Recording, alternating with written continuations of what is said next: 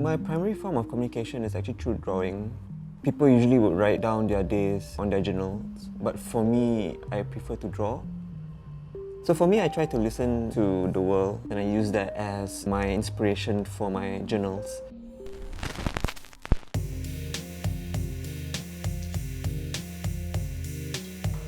I've never felt that I was born to draw. I remember a time in primary school, I was with my best friend. We were trying to draw Transformers. And then I remembered that attracted some attention from my classmates. And then they look at my best friend's drawing and say, hey, it's quite nice, huh? And then they look at my drawing, their reaction was like, what's that, sir? I felt like, I was a singer who's trying to sing but is completely tone deaf. And despite what people were telling me, I continued to push on, I continued to keep drawing. So because of that, I am the person who I am today. I don't really have a daily routine per se, but I try to keep it structured just to keep myself sane. For me, usually it's like Mondays, Wednesdays, Fridays, it's like painting. And Tuesdays and Thursdays is reserved for administrative work and meetings. On the weekends, it's reserved for the family. When we went to self-isolation, studio days are out the window and all the projects were cancelled. I was quite lost. So Faris, what do you do then? What did I do?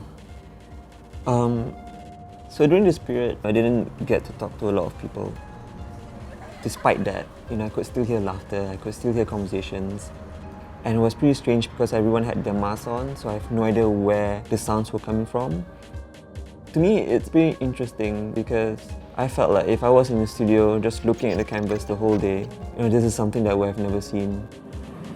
The thing about the circuit breaker is I'm home all the time, and where I'm staying is actually pretty new. I didn't feel like it had its own identity. I've seen a lot of cats popping up around the neighborhood. I've seen the same people walking home. I saw weird cars with weird decals on it. And I felt like during that period, it was starting to form its own identity, which to me it was very interesting to see. So the thing about my work is that it's always been inspired by my immediate environment. And with all the changes that's been going on in this environment, it will definitely change the way I paint.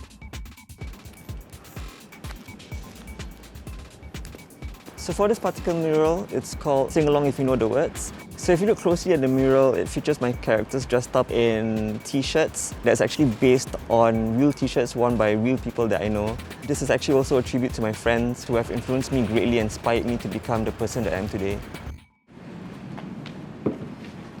Thank you.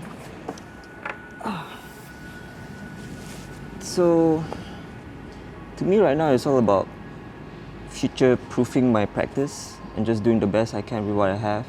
But at the same time, I know a lot of artist friends who had to give up their own art practice because of the pandemic, because they have to make ends meet. I don't know, it's like I can't help but feel, this is just me being a bit selfish about it because I love the arts. I like looking at art. When you have people that you admire stop doing the stuff that I feel that they are meant to be doing, it's a bit sad. But it is what it is, and you can't really help it. So, for me, I've always loved music.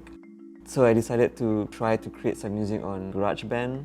I wasn't able to paint or I wasn't able to create a picture. I wanted to create the sound first, or the music first, and then hopefully that will inspire me to create a piece of drawing or a painting based on this particular piece of music.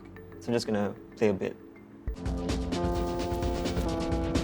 I've always wanted to create a more immersive experience.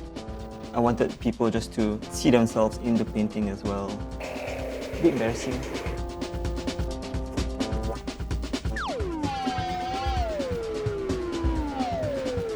So everything I've been doing, especially during this period, is trying to create a good song.